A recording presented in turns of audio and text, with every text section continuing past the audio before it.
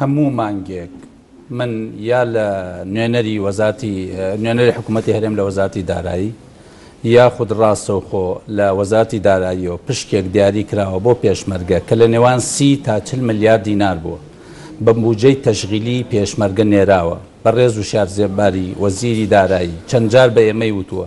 ئەو پشکەم نردووە لە قانونا هەبووە و نردوێتی ئێستا حکوومەتی هەرێمەڵێ هیچمان بەدەست نەگەیشتووە ڕاست نییە یعنی چی لێتەوە چۆنە ینی ئەو حکوومەتی عێراقی پارەکەی نردووە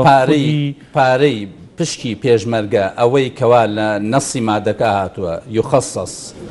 نسبة من تخصيصات القوات البرية لوزارة الدفاع بما يتناسب مع النسب السكانية أم برقية تطبيق كراوة بلام لبرقوي برقة كما طاطية وبوجي هذا بيادكاني عراق بوجي كما لو برا نسبي لصاد وعنزو لصاد شصويك دیاری کراوە بۆ پێشمەرگە تا مانگی پێنجیش نێراوە بۆ پێشمەرگە ئەی بۆ دڵن ناتۆ ئەوە ئەتوانی حکوومەتی هەرێم جوابی ئەوە بداتەوە چونکە من دڵنیام و بە ڕقەمەکانیشم لایە